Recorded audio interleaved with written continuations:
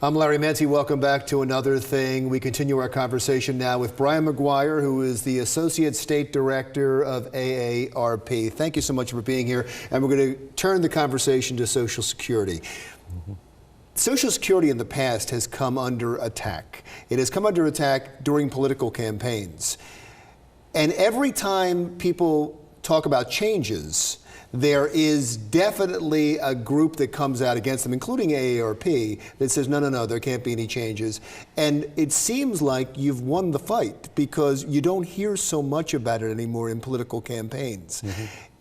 Are you feeling that too? Well, Larry, we've won the fight in the short term, but in the long term, Social Security does have financial issues that do need to be addressed. So, as you said, there have been politicians coming forth and saying, we need to do something about Social Security because of the budget deficit. But the fact is that Social Security has nothing to do with the budget deficit. It is separately funded. Funds are in a trust fund, and what needs to be done in terms of securing Social Security's future can be done by adjusting Social Security, and that's either adjusting the money going out or the money coming in. And so, we feel very strongly that it's important to have a debate about Social Security, but it should be a debate that's about Social Security, not about the budget deficit, because there are two separate issues. And it's interesting you say that, because that was my follow-up question. You won the fight. You say we won the fight. But were you on the right side of that fight? Yeah, absolutely, because the reason people were coming forth purely with cuts in benefits in the form particularly of raising the age. The fight that we had most recently was cutting the cost of living adjustment in Social Security. Right now, there is a cost of living adjustment that's based on a normal measure of inflation. There was a proposal called the chained CPI, and I won't get into the details of what that is, but basically the COLA that Social Security recipients get now would be reduced annually by about 0.3, 0.4%.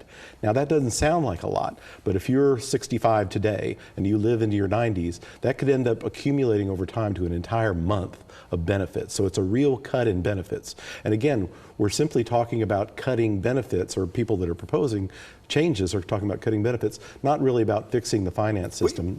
So you agree that raising the retirement age could be on the table if it came with other solutions as well? We believe everything should be on the table because there has to be a debate about this. There has to be a real discussion, but it has to, we think, not only be something that would be gradually phased in, but it needs to make sure that we're keeping the current principles of what Social Security is. Right now, it's a guaranteed benefit. It's a pension for retirees, for instance. That benefit should continue to be guaranteed through life, not like a 401k that you can run out of. That's what's great about Social Security is there are so few people now with private sector pension benefits that the only source that most people have right now that's a lifetime benefit is Social Security. So we want to keep that. We also need to remember that Social Security is not just a retirement benefit. It's a really important benefit for people who are disabled at work, for people whose spouse dies. But that could be a different standard. Different standard than what we're talking about. So for retirement, I just want to get through a couple of things really quickly. You stop paying into Social Security when your income hits $118,000. That's right. Should that change? We believe so, because right now payroll tax is 6% for the individual, 6% for the employer. When a person's salary goes beyond $118,000, they don't pay anymore. So a person making $118,000 pays the same dollar amount as someone making $1 million.